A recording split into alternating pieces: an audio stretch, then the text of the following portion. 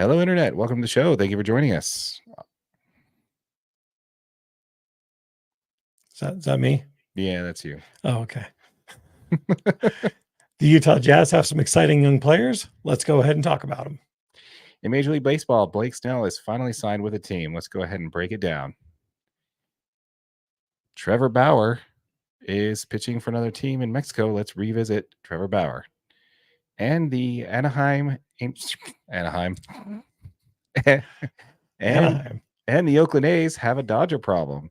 All that and more. My name is Darren. That is AJ, and this is the DNA Sports Recap. Roll the intro. How's it going, AJ? Doing good, buddy. I think. How are you? I'm doing all right, man. Doing all right.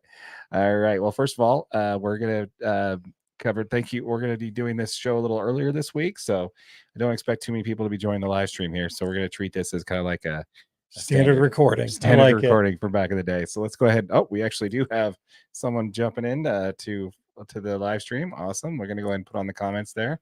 Again, let us know where you're watching from if you guys are watching. We're going to go ahead and do our pre-show cheers here. Cheers to you, and cheers to you.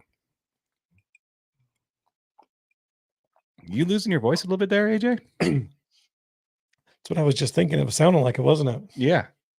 Hopefully not. I'm going to need Hopefully that. Not. Yeah. Hopefully not. All right. Well, let's first go ahead and talk a little bit about local sports, shall we? Let's do it. Okay, now before we get into Utah Jazz, there's a few things of note that we need to mention this local. First, let's talk about the NCAA tournament, right? Yeah, absolutely. So I don't know how much you guys have watched or not, but we do have the Aggies clinching the 8th seed in the NCAA tournament this year, which is pretty fantastic. That's awesome. Yeah, so they'll be playing TCU on Friday, so we'll probably know how this goes before you see this. So that'll be interesting. And also BYU is playing Duchesne in Omaha on Thursday. So we have two teams from Utah going into the actual NCAA tournament. Yeah. And then Utah got invited to the NIT. Yeah. Boo. But yeah. Well, the Utes actually, I was just listening on the radio this morning. The Utes on DJ and PK, the Utes were actually probably 2 road wins away from being in the conversation. Yeah, they kind of fell apart at the end of the season there. They just couldn't keep it together long enough to actually make it all the way through. Yeah, a couple road wins, you know. I mean, even Oregon had to win it outright, the tournament outright to get a spot. So, you know, but first of all, congratulations to the Aggies. Congratulations to BYU. We have 2 teams here in the state that are making it to the dance. So we'll definitely be watching that for sure. You want to go ahead and pivot over to the Utah Jazz? Absolutely. All right. So let's first go ahead and talk about what we want to talk about, which is going to be the newcomers to the team. You know, if there's with 10 games left. Listening. Oh, we got a comment here. Let's go ahead and highlight that here. And because I can't see it from where it is. All right. Listening from Utah, go Jazz. Loving what I'm seeing from the rookies. Laurie is back. That's right. Laurie is back. He had a great game last night. Yeah, that's actually a great comment to kind of go into our Jazz talk. Yeah, that's kind of where I wanted to start. Okay, let's start there. Yeah. Did you see that Markkanen's pregame interview comments yesterday? No, I did not. Okay, so he goes on to say, they're like, you know, why are you back? Why? We're to this point now, like, why come back now? And his big reason for coming back was he wanted to be able to play with some of these younger players and get some cohesion. And I think it just kind of goes to show you how much of a team first player Lowry really is. Yeah. You know what I mean? Like, he is that guy that wants to be getting experience with these young guys. Cause I mean, I love Laurie. Is he the centerpiece of this franchise all the way moving forward? Like, you just saw Anthony Edwards last night. Right. That guy's a centerpiece. That guy is a centerpiece. I mean, he can take over the game when he needed to. He can make every shot from every spot on the floor. He's just explosive. Mm-hmm. I'm not sure Laurie can be that guy, right? I'm not sure if he's a number one, just go-to killer that we need. He's a number one on this team. He's also a number one on a team that's competing for a playoff spot. He's not the number one on a title contender. My point exactly. Yeah. Right. So, and the Jazz are building this team wanting to be a title contender. Yeah. You know what I mean? And we've got some great young pieces that are helping us get there, right? Like, you look at the team that we're rebuilding with right now versus the team that we were rebuilding with a few years ago. Mm-hmm. We had Donovan Mitchell. We had Rudy Gobert. Those guys are both great players. Are either one of those guys that guy? No. Exactly. So we're hoping that in one of these 3 guys that we got, yep, maybe one of them are that guy. or at least a third, a third or something like that even if they the turn into guy. bench talent, right? That's the reason we've accumulated all of the draft picks that we've got. That's the reason we are exactly where we are. Absolutely. So, I mean, we're just going into some of the rookies that we got, right? We got Taylor Hendricks. The kid's 20 years old. Right. I mean, it's great. Actually, I mean, all three of them, Taylor, Keontae, and Bryce, are all 20-year-old kids. Yeah, absolutely. Yeah, let's start with Taylor Hendricks on his play, especially as of late, man. Like, what have you seen out of him lately? I mean, Taylor's still figuring a lot of things out, right? He's figuring out how he can be an effective scorer on this team. He gets stuck in the corner a lot, and then when he does go to put the ball on the floor, he turns it over a lot.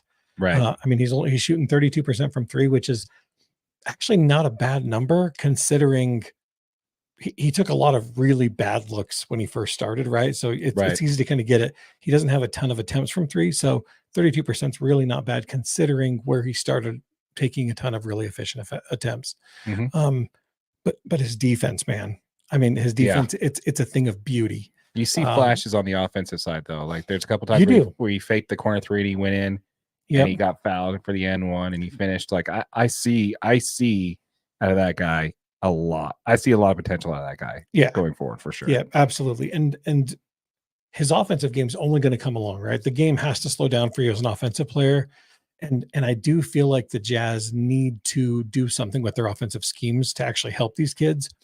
Right now, they're just parking four players. One guy has the ball. They're not making any motions. Like, no, it's like you're waiting for someone to make a cut and get open, but nobody else is moving. So you're allowing defenders the opportunity to just defend one or two guys. As soon as you drive, they just fall back in.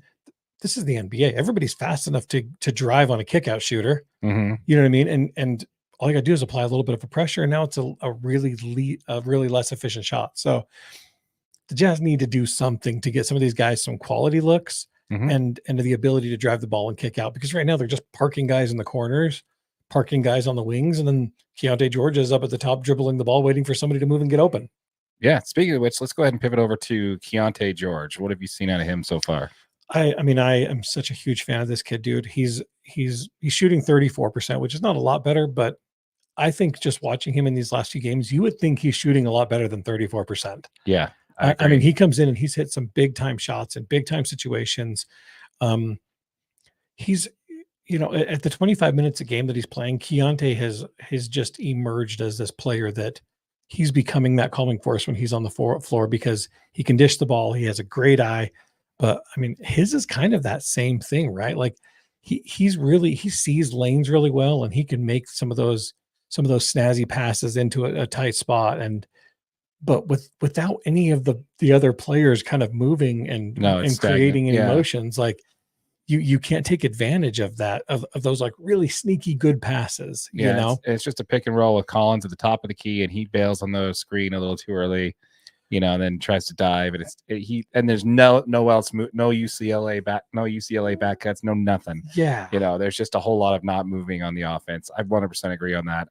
I do think the player that we had with the highest upside is going to be Keontae George. I really think he has the possibility to be the point guard or the two guard for the Jazz of the future. Really, it's just between the two, depending on who we get at the other spot, that will decide where Keontae goes, I think. I think my favorite, and I dare to say this because it's a little bit controversial, but okay, I think the player with the most upside may be Bryce Sensabaugh. Really? At 6'6", this dude is massive, dude, and he is stout. You know what I mean? Like him and Keontae's frames are completely different. Yeah. Bryce is a much sturdier player. He's shorter though, isn't he? No, he's 6 foot. Keontae's only 6'4". Okay. So Sensabaugh is actually taller. Okay. I like it. Yeah. And he's kind of a guard forward because he handles the ball really well. He can shoot it. I mean, Bryce has the ability to score at all three levels, right? He can get to the basket. He's an excellent finisher around the rim. He has a good mid-range shot. And throughout his college career, he was always an excellent three-point shooter. Yeah, so absolutely. That hasn't necessarily transitioned over to the NBA yet, but he doesn't get a ton of really efficient looks is kind of the issue. So his defense is coming along. He's kind of getting it. He's putting himself in better situations when he's playing defense. He's not getting stuck behind screens. His effort's been a lot better. And And as he does that, it's going to allow him to be more efficient on the offensive end, right? Because he does play at the top of the key. He's not playing under the basket. And that'll allow him to get up the floor quicker and get into a corner three where he can take a dribble and shoot it and kind of up some of his averages on from those points. So I like Bryce a lot, man. I think he could be the guy that we see gets more minutes and more minutes kind of going. And I love the idea of him just getting more opportunities to be efficient and help this team. So, oh yeah, absolutely. Let's go ahead and revisit McKinley there. Thank you again for the comment, McKinley. Let's see. Edward's embarrassed John, and so bad with the poster he had. Yeah, to leave the game. Yeah, absolutely. Did you see that dunk? Yes. Oh my god. I was at the game last night. Oh, okay, cool. Yeah. Cool. And I was like 16th row, like lower bowl. And I'm telling you, it was like he jumped out of the arena, dude. I was like, there is no way. Like he was way too far away from the basket for this to be effective. Yeah. You know what I mean? And like all of a sudden he's like up and then boom, he was down. Yeah, that was very true. I appreciate the comment there, McKinley. Thanks again for dropping in on that again. Please comment where you're repping from. We'd love to interact with you guys live on the show here. Really appreciate that. We also have Gravity Fallout Pines that also commented, "Hey guys, really appreciate the show, especially since you were willing to talk basketball." Absolutely, man. That actually says baseball. Oh, I'm sorry, baseball. Absolutely. That actually is half of our show, so I appreciate it. Stay tuned, Gravity Fallout, because we definitely got some juicy stuff to talk about coming down on that one for sure. Absolutely. But yeah, I mean, so as far as the Jazz go when it comes to the rookies, I would agree with you, man. I was really high on Bryce Sensabaugh when we drafted the kid. I think he was the most what we would call in baseball a 5-tool player. He had the ability to defend, he had the ability to shoot, he had the ability to pass at an elite level, and he can just get down the court super quick. He had the highest sprint speed of anybody, as far as anybody the Jazz looked at in the draft. If I remember correctly, you'd have to look back at our old videos to see, but for sure. But yeah, so as far as the 3 rookies, man, I'm looking forward to those. Now, there are a few other players that have been playing for the Jazz lately. I don't know if you've noticed this, but there's been a couple that have gotten some solid minutes lately. We'll get into those here real quick before we pivot on. Let's first talk about, I want this kid, this Jason Preston kid. Have you seen this kid? Jason Preston is a stud, man. He's been a stud for a long time too. Yeah, this is he's our 2-way guy. He signed a max guarantee for a 2-way for both this season and next season. He's being paid $315K for this year and $584,000 for next year. So he's a 2-way guy for both this year and next year, and he also gets the max amount that you can get for a 2-way player. So good on him. Since playing with the teams, he did play a few minutes in the first game that he first appeared in, but I'm not counting that one. I'm just going to be counting the 2 games that he actually saw some solid minutes in. Yeah. So the last 2 games, he's averaging 2 points per game, 3 rebounds, and 3.5 assists on 12.5 minutes per game with a team he's barely played with. Yeah. And this kid, man, I mean, he's got that intangible on the court, man. He is up and down. He's like pointing, he's redirecting offensive schemes, man. He's not in there just to mess around. I'm really impressed, like what you said, like kind of like you were saying, I'm really impressed with his ability to be a general when he's on the floor. Yeah. Because he has guys moving, like, I mean, just like we were just saying about these guys, like guys, in some of these offensive schemes, guys are really sitting stagnant and not moving. Jason Preston does not let them do that. No. I mean, he's telling guys to come set me a screen, you know what I mean? Move that way, like back cut. Like he is, it's just fantastic, man. I mean, he does such a good job. He's a really good scorer. Mm-hmm. Yeah, he's one of those players you kind of hope sees a few more minutes, because if he can help, if he can be a developmental piece, and then become a good solid backup point guard in the league, like that's the kind of guy you want. You know what I mean? Something like that. So yeah, I love that he's not afraid of the big moment. Like he's out there. Yeah. That's his big moment, being out there playing meaningful minutes on an NBA game. Absolutely. Against a playoff team, and he's not shying away from it, which I think is awesome. Let's go ahead and get to McKinley's comment here. It looks like we have. Can you read that a little bit better? Yeah. I'm having a hard time seeing that. It says, looking forward to see what Sensabaugh can do after a healthy offseason to get his body right.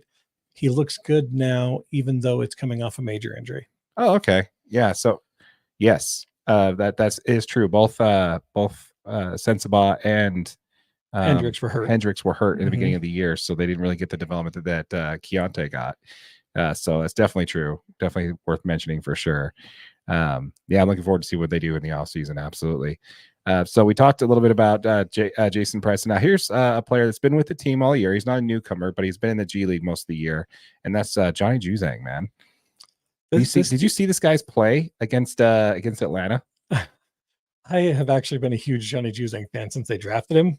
Yeah. I don't know how this kid comes out and like he comes and plays so free, man. Mm-hmm. He's not a freak athlete. Like the thing is most of the freak athletes in any of this are going to be playing majority of minutes, right? Like that's how you make the NBA. But this guy's not a freak athlete, but he's got good size. He shoots the ball really well. And you know what he does better than anybody else? What's that? The dude just plays hard. Yeah. Like he just goes out there and just gives it all. He's always got a smile on his face. You can tell he's having fun. And that's, exactly what you want to see for some of these younger guys that are, kind of putting on a show. Oh yeah, absolutely. 100% agree. So just for you to have an idea for the season, he's averaging 5.1 points per game, 2 rebounds, and half of assist in 12.8 minutes per game. But in the month of March, he's gotten in on 6 games. So now he has an 8.2 points per game average, 2.8 rebounds, in 18 minutes per game. And in Atlanta, the stats kind of skewed it that way. It's a stat against Atlanta. He scored 19 points on 5 from 8 shooting from 3. Yeah, he was knocking him down. Dude, that was impressive. Yeah. So, shout out to Juzang, man, for sure. I really appreciate, the effort that I see out of some of these guys, because that's all we really have to look forward to for the rest of the season is just. That's exactly what we talked about in our last video. Yeah. You know what I mean? Is just like at this point, like enjoy it. The Jazz aren't trying to win basketball games right now. The Jazz are specifically trying to make sure they can see exactly what they have with all of these players, game in and game out, right? Like they need to know what players they can move. Like you said, there's part of this is just auditioning players. You know what I mean? Like whether they want to move them in, in a deal somewhere or whatever. Like that's the step we're at right now. Yeah.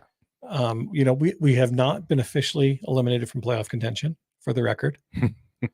But we have been unofficially eliminated from playoff contention. Yeah. It's a long shot. It's a long shot too. Yeah. For sure. I do have another comment here from Gravity's Fallout Pine saying, love the basketball talk too. Appreciate it there. Thank you. We appreciate it. We love talking basketball. Yeah, absolutely. Absolutely. So now there's also Kira Lewis Jr., who really hasn't played much. He's gotten 3.5 minutes per game and that was only in one game that he scored in against San Antonio where he got 2 points. So he's not really seeing a whole lot of court time. Not really a guy that we want to spend too much time on. Now, before we talk about something more current, did you see the Sarah Todd article in Deseret News? I did not see this. Okay, we'll cover this in a second. But I want to ask you this. Don't you think it's probably worth trying to win some games and concede our pick this year to I saw OKC? this. I saw the plan on this. No.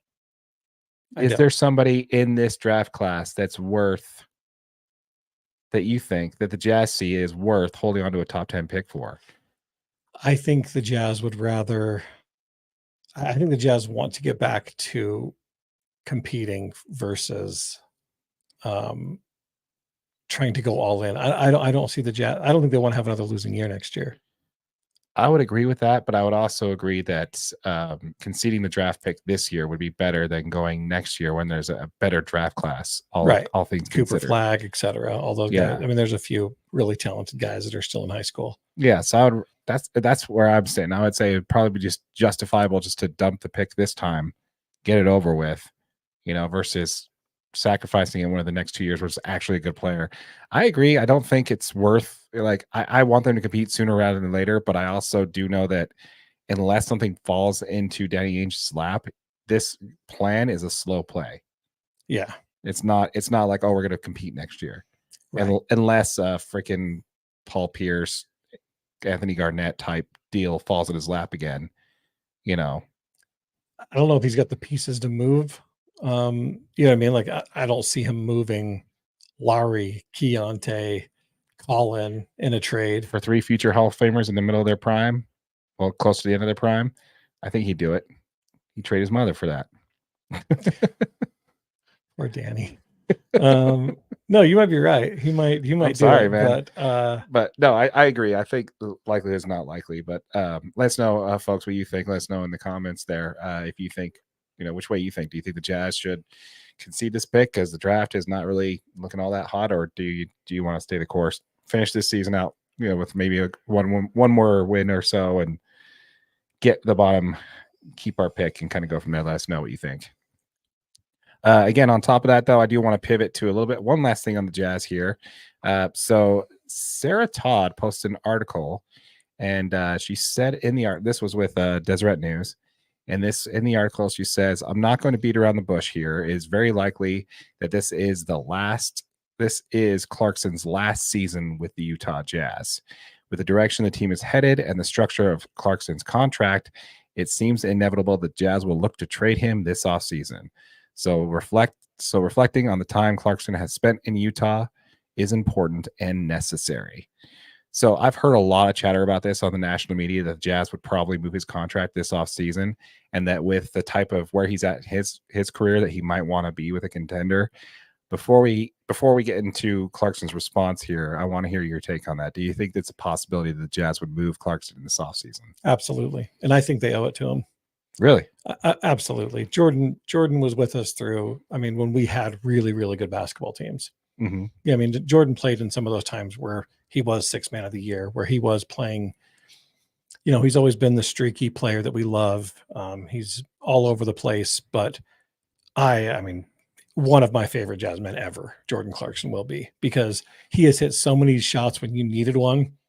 I think the Jazz need to move him, get him to a contender if that's what he wants to do. Unless Jordan came out and said, "I'd like to stay with the team," that might not even be enough, because like you said, the way that his contract is structured, I think they're paying him $26 million or something next year. It's totally tradable contract. Yeah, it's not. It's a tradable contract. Exactly. So, but I think it's more than they want to pay him next year for a team that you're not competing. Jordan, he's getting to the backside of his career at 32, 33 years old. I think it's definitely possible, and if that's what Jordan wants, I would never ever hold that against him, because he did want to stay here. He did want to continue playing here, even after the moves with Donovan, the moves with Rudy. See, that's where I'm leaning on this. So I don't think this is coming from anybody but Sarah Todd herself. Okay, posting this article. If you look at some of the quotes he said, I think it kind of etches my time here in Utah, winning sixth man of the year and all those things, all those things play a big part in the history, the culture that has been built here, and I'm glad to be a part of it. I'm glad my name is in all those books. Yeah. So this is the same guy who signed a contract extension after the team got blown up. Yeah. He signed an extension here where he could have gotten a much better deal somewhere else. There were people who wanted a off the bench contender that would have easily signed him for more money, but yet he chose to re-sign with the Utah Jazz. So I think he wants to finish his career here. That'd be awesome. And I think the only reason why we would trade him is because the Jazz want to trade him. I don't see him demanding a trade. I don't think, or wanting to go to a contender, because I just don't think that's in him. He has a ring. He won a ring with the Lakers. So I think he's got that covered. Was it the Lakers or was no, it the Cavs? Cleveland? I think it's Cleveland. I think he won it with Cleveland. Oh, okay. Yeah, I think he won it there. Yeah, that's a good point. And if he does have a ring, why do you? Sorry about that, guys. We'll try our best to avoid that going forward, but no promises. But anyway, if you watch the some of our videos that we post later on YouTube, you'll see why we have that noise there.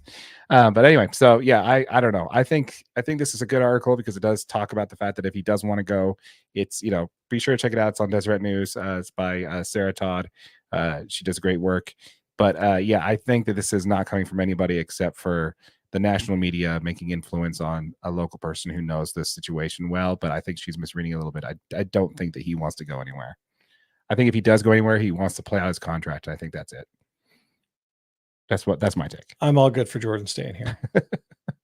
All right, perfect. Let us know in the comments down below, folks. Let us know what you think about what we talked about here in regards to the Utah Jazz. We'd love to hear from you. Let us know what you think about how the rookies are playing so far. who you hope to see more from going down the stretch, and what you hope the Jazz do this offseason. Let us know in the comments down below.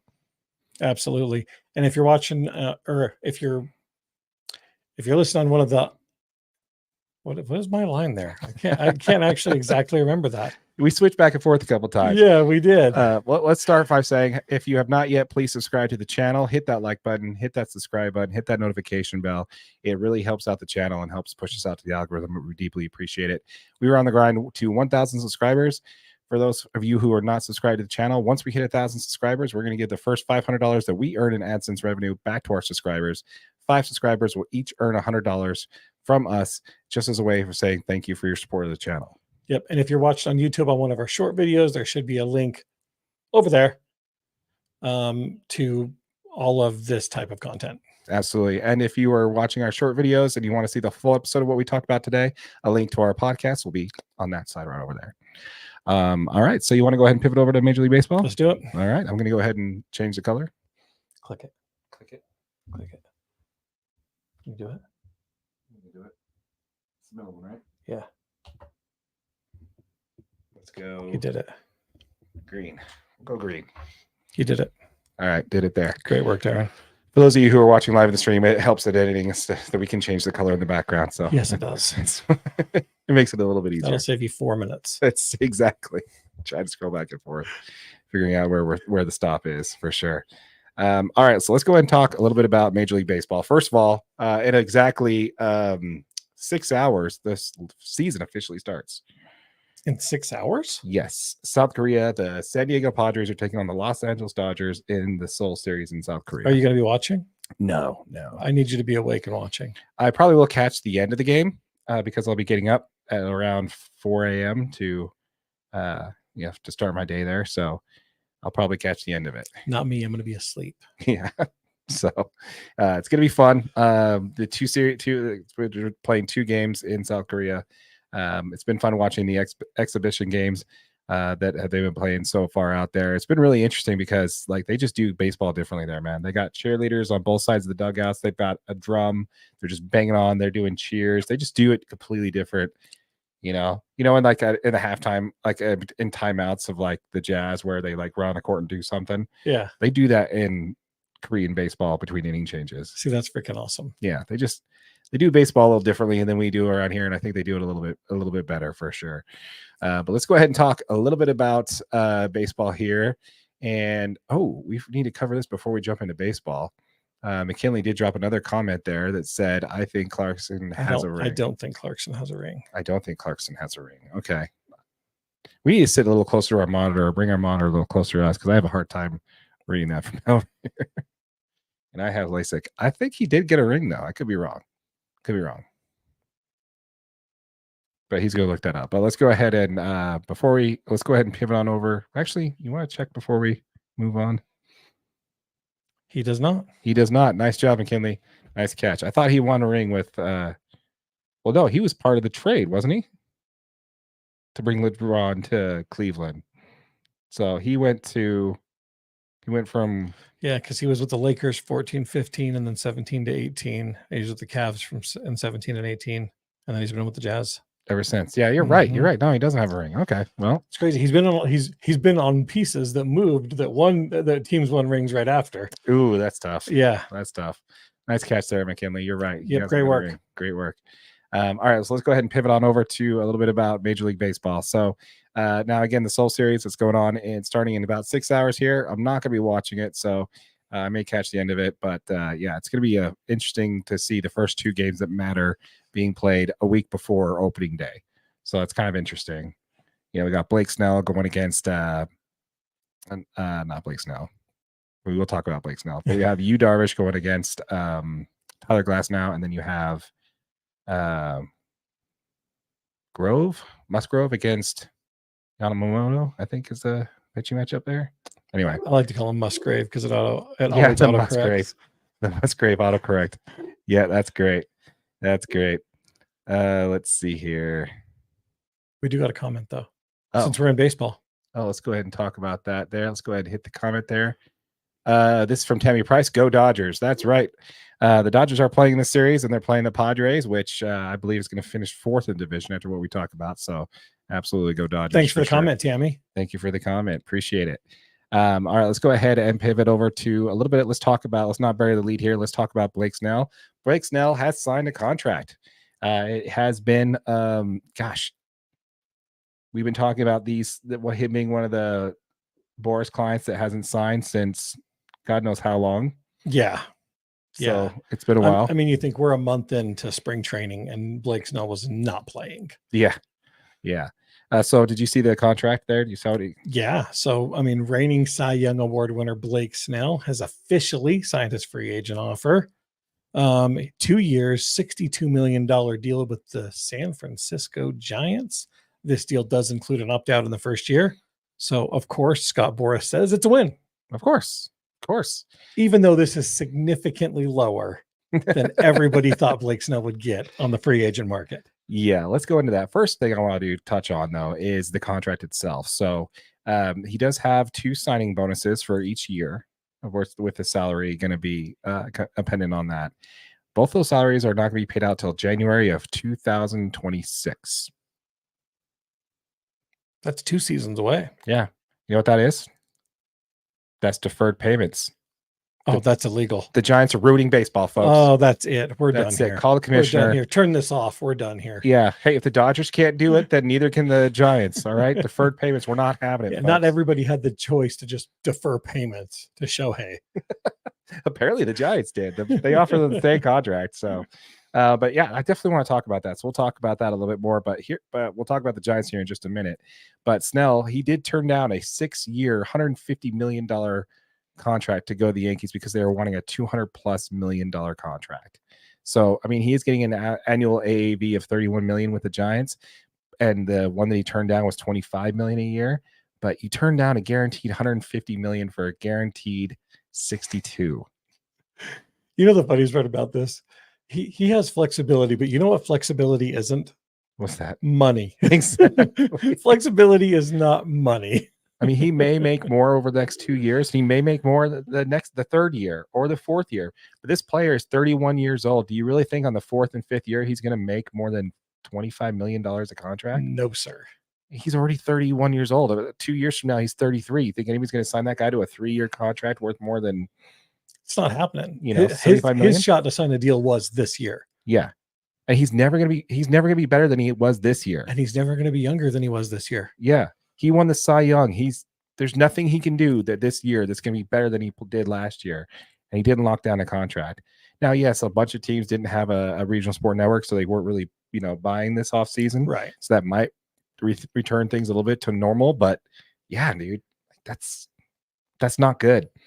Like, I think Boris really messed things up for us. Yeah, see, and I was with you though. I mean, it's reported that he went into the offseason asking $290 million.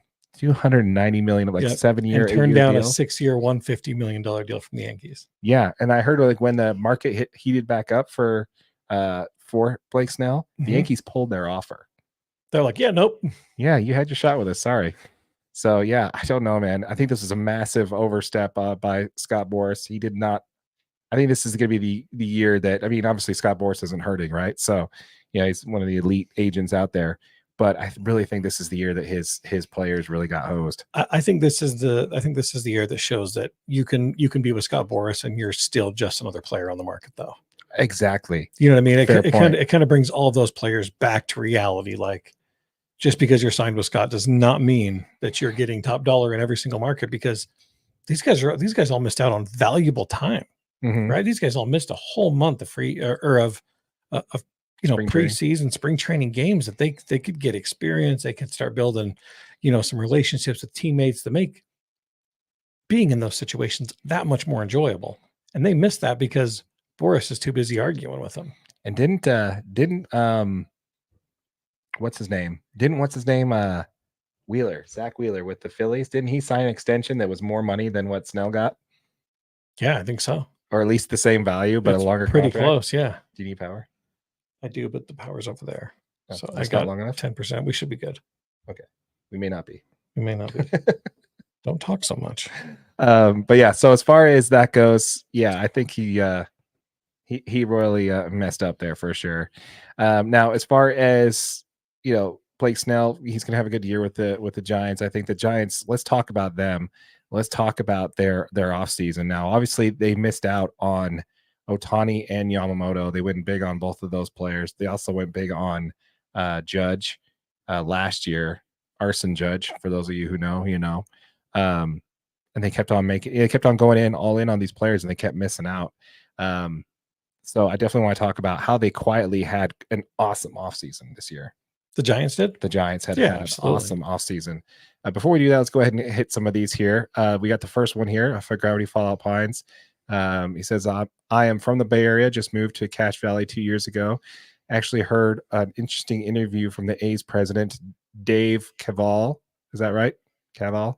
A week ago during Vegas Big League Weekend.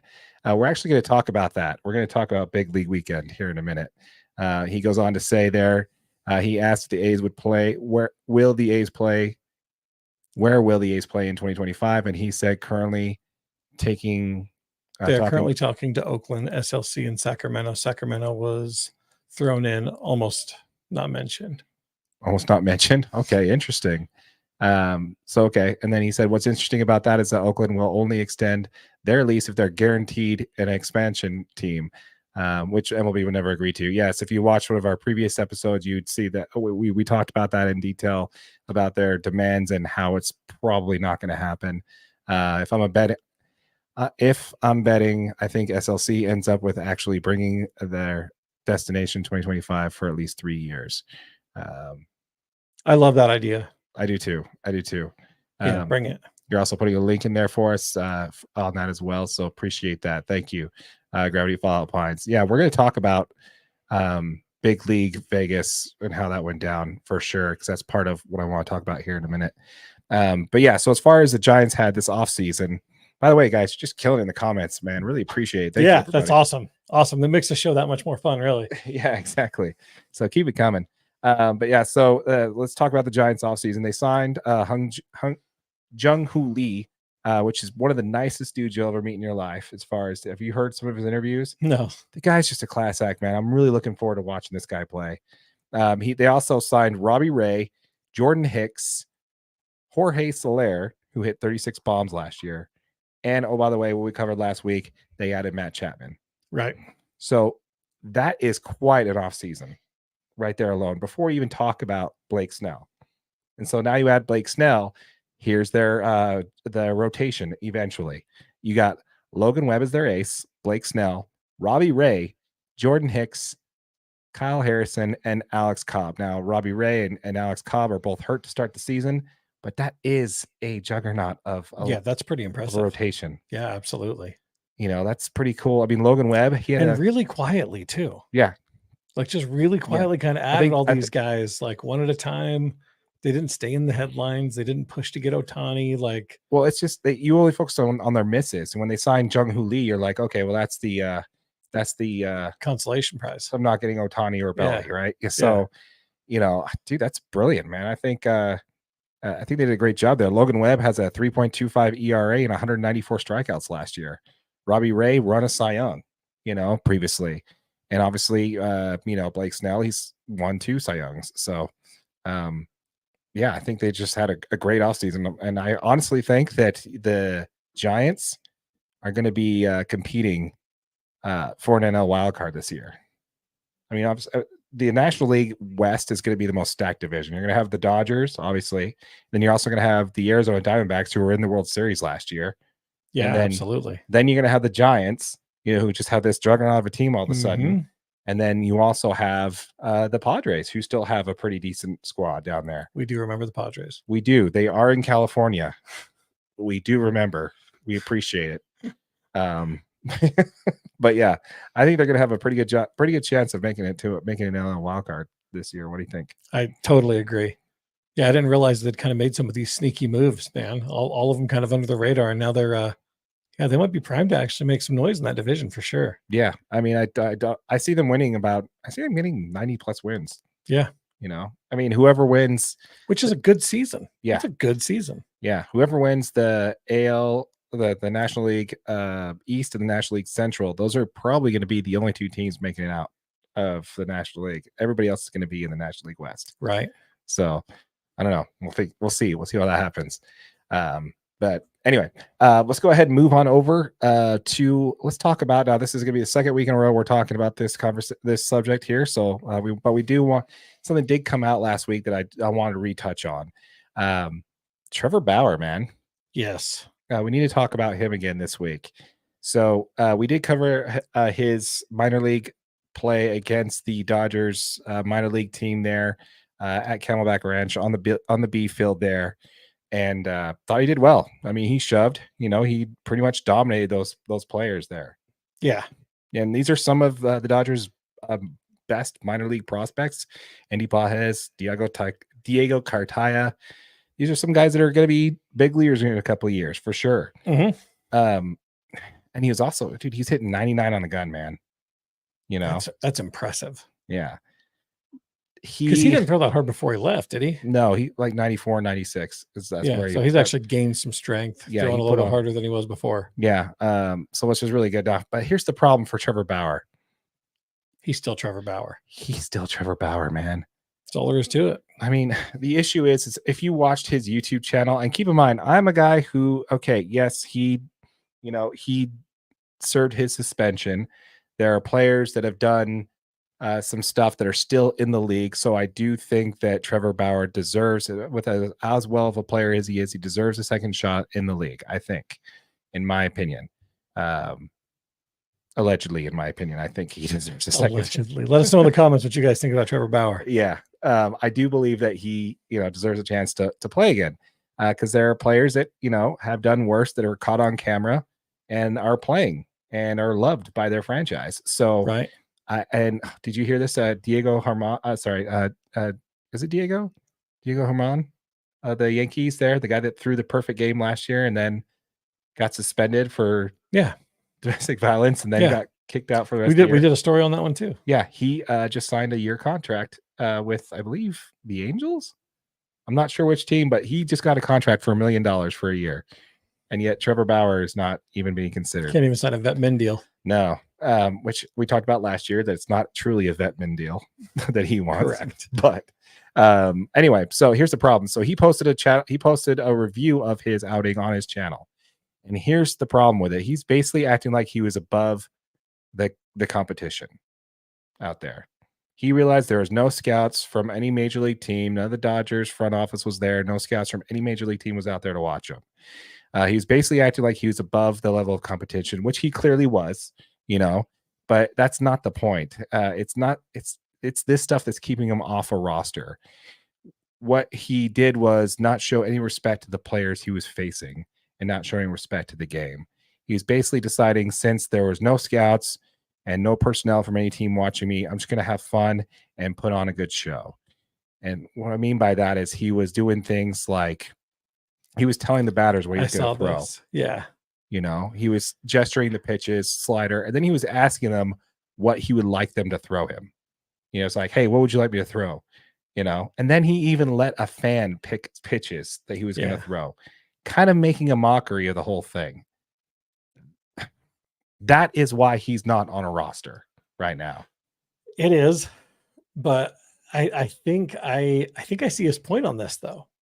I get what you're saying. That's the reason he's not on a roster, but at the same time, now he's got clicks. Now he's got something that he can put on YouTube and get people talking about Trevor Bauer and maybe force the hand of a franchise somewhere to say, the dude still has talent. He can still throw almost 100. He's still got good stuff. Maybe we take a chance. Maybe we just roll the dice on old Trevor Bauer. See, I don't buy that. He played in Japan all year last year. And he was an all-star over there. Absolutely. And he's on his channel momentum, just throwing and just dominating players in his rehab facility. Yeah. He's got plenty of content. He's got plenty of people supporting him, wanting to get back in the league. He just decided that since there was no one there to watch him, he was just going to do what he wanted to do, which unfortunately is what got him in the position of not really, show some respect for the guys that are out there trying to, trying to make it to the league still try to make it to the league and try not to embarrass probably have a better chance of making the league than you do. Yeah. Exactly. Here's the one thing that those guys do that he doesn't have, which is a contract. Yep. It's show a little bit of respect for those guys. How dare you? How dare you say that? He just signed to play 6 games for Diablos Rojas of the Mexican League. Yes. Diablos Rojas. Okay. Yeah. He's going to be pitching against the Yankees. He's going to be pitching this weekend. So and I'm rooting for Trevor Bauer. I believe that he should be he's got far too much talent to not be on a major league roster right now. I think that he just made some bad decisions with his company, and he's just kind of a player that needs to adjust, but he needs to eat some humble pie. He needs to treat this game with the respect that it deserves, and he needs to go out there and shove and, just let his game do the talking and just quit the antics, because that's really what's keeping him off a roster. He is going to be pitching against the Yankees this Sunday, I believe. And he's got games between for the Mexican League between April 11th and May 8th, just to stay ready, and hopefully that he gets the opportunity. I hope that he takes this opportunity a little bit more seriously than the last one, because he's going to be playing against the major league team, I believe, in this one. I'm curious. Will he actually see like the actual Yankees team when he pitches this weekend? It didn't say anything about them being a minor league team, so I'm assuming that it was. Let us know in the comments down below for misreading that, but I think. Or heading this in the comment section if we got that wrong. But yeah, I do think that he needs to take this one a little bit more seriously if he really wants to make it back into the league this year. Right. That's kind of so. My question is, if Trevor Bauer does have a fantastic game, he just goes out there and dominates the Yankees, throws 7-8 innings. Does that enough to earn a contract? He won't throw 7 or 8. He'll probably get 5. I'm guessing. What if he went 7 or 8 though? If he goes 7 or 8 and he strikes out 5+, and he doesn't do what he did already, and he just says the right things, because they played great games. Those are all great hitters. Yeah, I did my best. Just wanted to come out with a win. Yeah, I think the Yankees are the team that need to sign him, to be honest with you. They should have signed Blake Snell. Here's a chance, though. Here's a chance to interview. Yeah, but the only problem is I don't think the Yankees will sign him. Because of what's his name? Who? I just want to Cy Young. Gosh, Chad, help me out here. They played together at UCLA. He won the Cy Young Award last year for the American League. He is on the Yankees. Garrett Cole. Him and Garrett Cole have a beef that goes all the way back to college, and Garrett Cole plays for the Yankees, and he's their ace. So if he has any say in it, they're not going to sign Trevor Bauer. But if they want to sign somebody that's not going to be a huge cap hit, Trevor Bauer's your option. Again, vet minimum to start with some incentive kickers. If they're willing to give Blake Snell $25 million, throw a flyer to Trevor Bauer and get you to where Cole's back in the lineup, you can always move him. But I think that's who they need to sign. I think they need to sign. Like, that's who he should go to. Either that or the Angels, one of the two. Yeah, I want to hear from Yankees fans. I wonder if that's a move you'd even consider making. Yeah, let us know, Yankees fans. Let us know what you think there for sure. Speaking of Yankees fans, we're actually going to talk a little bit about Yankees fans. But let us know in the comments down below, folks. Let us know what you think of the Trevor Bauer situation. Do you think, through an excellent showing in the Mexican League, that he's going to have a shot with a major league contract? Are you seeing things the way we're kind of seeing things about his antics on the field? If you think, let us know what you think is keeping him off the field. I'd love to hear from you on that. Do you want to do an outro to that one, or just keep going? Let's just roll the outro, because I think that's going to be the end of that clip. Okay. Keep in mind, folks, we are on the grind to 1,000 subscribers. We are getting a giveaway, the first $500 that we earn in AdSense revenue back to our subscribers. So if you haven't clicked that subscribe button, please do so. Hit that notification bell and hit that like button. It really helps out the channel. Again, we're going to give away the first $500 that we earn to 5 subscribers. So each subscriber is going to earn $100 from us as a way of saying thank you for supporting the channel. Yep. And if you're watching on YouTube on one of our short videos, this is available audio only wherever you get your podcasts. Should be a link right here. And if you're also watching on the podcast or listening live on our live stream, this is available. Wait, that's not what we say there. This is available. Yeah, this is available. And it is available. Yeah. Keep in mind, folks, we do live stream this show every Wednesday. Typically, we're on Tuesday today. We do typically stream the show every Wednesday, 7:30 Mountain Time. We had a late start today because we had a bit of an issue getting the camera set up and technical difficulties here, but you'll see why. We tried to step our game this week a little bit, so we'll see how we'll see if that was worth. We'll see if that juice was worth the squeeze for sure. Yeah. All right, so let's go ahead and pivot on over to the last thing I want to talk about, which is The Oakland A's or the Vegas A's, if you want to talk The about Salt that. Lake A's. The Salt Lake A's. Probably not going to happen. It's going to happen. But, don't you put that bad juju in the universe?